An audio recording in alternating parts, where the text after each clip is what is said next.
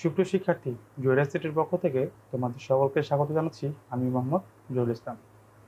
আমরা HSC ICT বিষয়ের চতুর্থ অধ্যায় ওয়েব ডিজাইন পরিচিতি ও HTML নিয়ে আলোচনা করছিলাম। গত পর্বে আমরা আলোচনা করেছিলাম আইপি অ্যাড্রেস নিয়ে, এবং আজকে আমরা আলোচনা করব ডোমেইন নেম নিয়ে। চলো শুরু করি। ডোমেইন নেম শুরু করার আগে চলো আমরা আইপি অ্যাড্রেস দেখে আসি। আইপি অ্যাড্রেস কি? আইপি অ্যাড্রেস হলো একটি নির্দিষ্ট ঠিকানা যা দ্বারা কোনো কম্পিউটার বা কোনো ডিভাইসকে চিহ্নিত করা যায়। নেটওয়ার্কভুক্ত প্রতিটি কম্পিউটারকে পৃথক পৃথকভাবে চিহ্নিত করার জন্য একটি অদ্বিতীয় আইডেন্টিটি অ্যাড্রেস ব্যবহার করা হয়। এই আইডেন্টিটি অ্যাড্রেসকে আইপি অ্যাড্রেস বলে।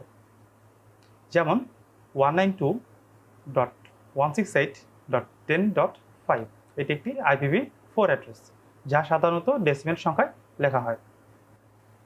চিত্রে আমরা একটি নেটওয়ার্ক দেখতে পাচ্ছি। নেটওয়ার্কটিতে সকল কম্পিউটারগুলো একটি সুইচের সঙ্গে যুক্ত করে দেওয়া আছে। আমরা ধরে নিচ্ছি কম্পিউটারগুলোকে চিহ্নিত করার জন্য তাদের কোনো ঠিকানা বা অ্যাড্রেস নেই। তো এখন কোনো একটি কম্পিউটার অন্য কোনো একটি কম্পিউটার উদ্দেশ্যে কোনো ডেটা প্রেরণ করছে, কিন্তু সুইচ বুঝতে পারছে না ডেটাটি কে পাঠিয়েছে এবং কাকে উদ্দেশ্য করে ডেটাটি পাঠানো হচ্ছে। কিন্তু প্রত্যেকটি কম্পিউটারকে চিহ্নিত করার জন্য যদি তাদেরকে একটি নাম্বার দেওয়া হয়, তাহলে সুইচ খুব সহজে বুঝতে পারবে ডেটাটি কে পাঠিয়েছে এবং কাকে উদ্দেশ্য করে ডেটাটি পাঠানো হচ্ছে। তো যখনই কোনো একটি কম্পিউটার কোনো একটি নেটওয়ার্কে অন্তর্ভুক্ত হয়, তখনই তাদেরকে একটি নাম্বার দেওয়া হয় যেন তাদেরকে আলাদা আলাদা করে চিহ্নিত করা যায়। সাধারণত এই নাম্বারটাই হচ্ছে IP address. Domain name. Domain name কি? ডোমেইন নেম হচ্ছে একটি স্বতন্ত্র টেক্সট অ্যাড্রেস বা ওয়েব অ্যাড্রেস, যার সাহায্যে কোনো একটি ওয়েবসাইটকে চিহ্নিত করা যায়। দেখো, আমরা একটি আইপি অ্যাড্রেস দেখতে পাচ্ছি 172.217.166.68। এটি হচ্ছে একটি ওয়েবসাইটের আইপি অ্যাড্রেস। দেখো, এই আইপি অ্যাড্রেসটিকে নিয়ে আমরা যদি কোনো একটি ব্রাউজারের অ্যাড্রেস বারে গিয়ে আইপিটি লিখে ইন্টারপ্রেস করি, তাহলে আমাদের গুগল ওয়েবসাইটটি চলে আসবে। আবার দেখো, আমি যদি এখানে নতুন একটি ট্যাব ওপেন করে আমি যদি গুগল লিখে ইন্টারপ্রেস করি, তাহলে কি হবে? দেখো, আমাদের গুগল ওয়েবসাইটটি চলে আসছে।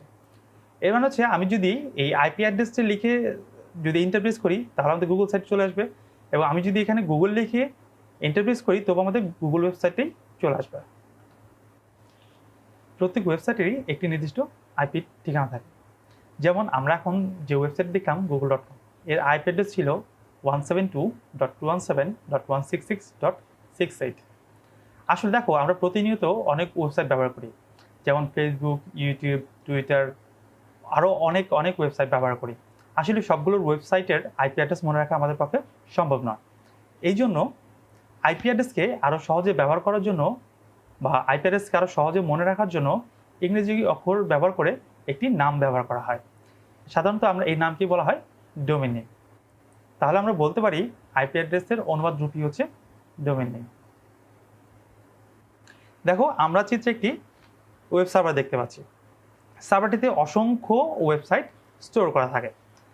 আসলে এই সার্ভারে সব ওয়েবসাইটই আইপি অ্যাড্রেস দ্বারা স্টোর করা থাকে। দেখো, তাহলে আমাদের মনে প্রশ্ন থাকতে পারে যে ব্রাউজারে আমরা গুগল লিখলাম, আমাদের কি গুগল ওয়েবসাইট চলে আসা? তো এটা কিভাবে সম্ভব? আসলে এই সম্ভবটা করা হচ্ছে ডোমেইন নেম সিস্টেম।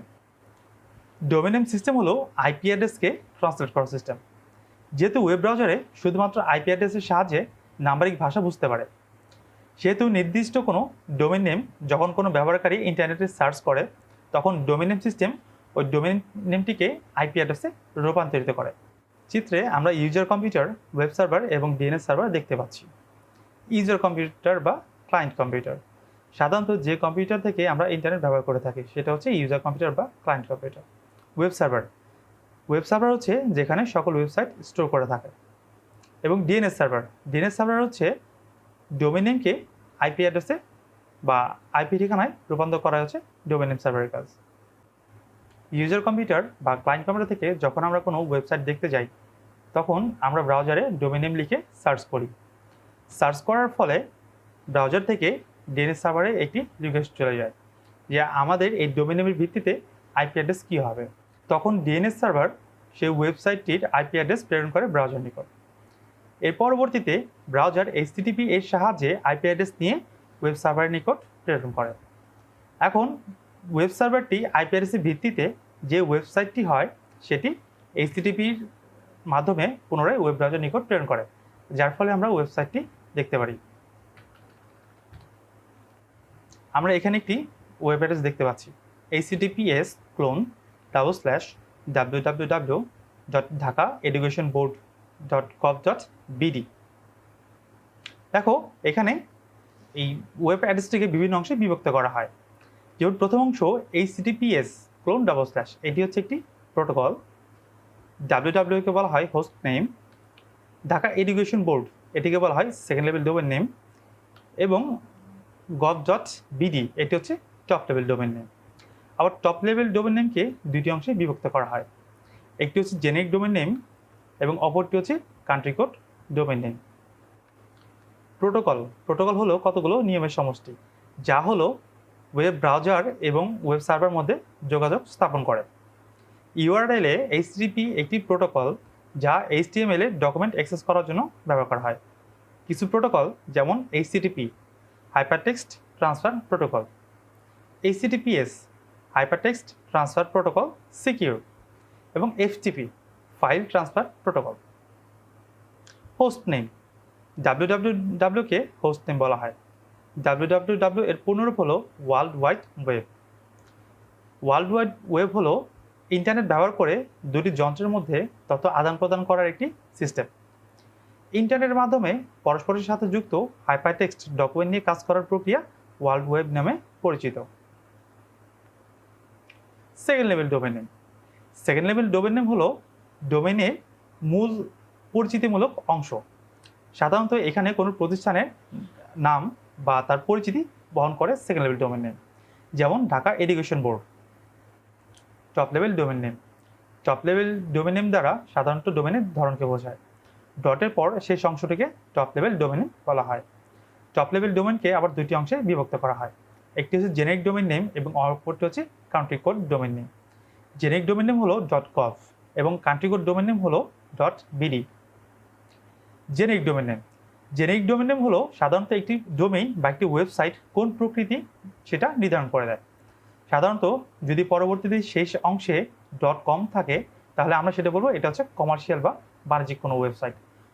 .org যদি থাকে তাহলে সেটা বুঝতে হবে অর্গানাইজেশন বা কোনো অলাভজনক প্রতিষ্ঠান। .gov সাধারণত কোনো সরকারি প্রতিষ্ঠানের ক্ষেত্রে সেই ওয়েবসাইটগুলো .gov ব্যবহার করে থাকে। .edu হচ্ছে এডুকেশনাল ইনস্টিটিউশন। সাধারণত যে সকল ওয়েবসাইট .edu ব্যবহার করে তাদেরকে দেখে বুঝতে হবে এটি হচ্ছে কোনো এডুকেশনাল বা শিক্ষামূলক website. Country code domain name. Country code domain name দ্বারা ডোমেইন নেমটি কোন দেশের তা বোঝায়, যার দ্বারা কোনো দেশের সার্বভৌম রাষ্ট্র বা একটি দেশের কোডের সাথে চিহ্নিত অঞ্চল হিসেবে ব্যবহার করা হয়। আসলে একটি ডোমেইন নেমের শেষ অংশটি দেখে বোঝা যায় এই ডোমেইনটি কোন দেশের জন্য ব্যবহার করা হচ্ছে।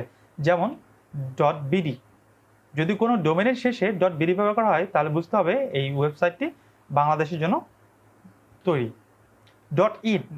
.in হচ্ছে ইন্ডিয়ার জন্য বা ইন্ডিয়াতে যে সকল ওয়েবসাইট ব্যবহার করা হয় সেটি হচ্ছে .in ব্যবহার করা হয়। .pk পাকিস্তানের জন্য যে সকল ওয়েবসাইট ব্যবহার করা হয় তাদের ডোমেইনের শেষে .pk ব্যবহার করা হয়। ইউআরএল এর পূর্ণরূপ হচ্ছে ইউনিফর্ম রিসোর্স লোকেটর। প্রতিটি ওয়েবসাইটের একটি সুনির্দিষ্ট ও অদ্বিতীয় অ্যাড্রেস রয়েছে, যার সাহায্যে ওয়েবসাইটের বিভিন্ন তথ্য খুঁজে পাওয়া যায়। এই অ্যাড্রেসকে ওয়েব অ্যাড্রেস বা ইউআরএল বলে। যেমন আমরা একটি ইউআরএল দেখতে পাচ্ছি https://www.facebook.com/jahir-ict1/videos। আসলে এখানে এই ইউআরএল এর সাহায্যে জহির আইসিটির যে ভিডিওগুলো আছে তা প্রদর্শন করার জন্য বা সরাসরি ভিডিও অংশে যাওয়ার জন্য এই ইউআরএলটি ব্যবহার করা হয়। ইউআরএলটির বিভিন্ন অংশ হচ্ছে প্রোটোকল। যেমন আমরা প্রথমে দেখে এসেছি https হচ্ছে একটি প্রোটোকল এবং www.facebook.com এটি হচ্ছে একটি ডোমেইন নেম, এবং পরবর্তী যে অংশটুকু আছে জহির ICT1/videos এটি হচ্ছে ডিরেক্টরি, এবং আরও একটি অংশ থাকে যেটি হচ্ছে ফাইল এক্সটেনশন। এটি সব ক্ষেত্রে থাকে না, কোনো ক্ষেত্রে থাকে এবং কোনো ক্ষেত্রে নাও থাকতে পারে। প্রোটোকল হলো কতগুলো নিয়মের সমষ্টি। যেমন https এই অংশটুকু হলো প্রোটোকল। ডোমেইন নেম হচ্ছে একটি স্বতন্ত্র টেক্সট অ্যাড্রেস যা আইপি অ্যাড্রেসকে প্রতিনিধিত্ব করে। যেমন www.facebook.com এটি হচ্ছে একটি ডোমেইন নেম। ডিরেক্টরি বা পাথ সার্ভার কম্পিউটারের একটি ফোল্ডার যেখানে পেজগুলো অবস্থান করে। যেমন ওপরের ইউআরএলে জহির আইসিটি 1/videos হলো ডিরেক্টরি। সাধারণত ডিরেক্টরি বা পাথ বলতে আমাদের নির্দিষ্ট কন্টেন্ট যে আমরা দেখতে যাচ্ছি সেটাকে নির্দিষ্ট করাকে বোঝায়।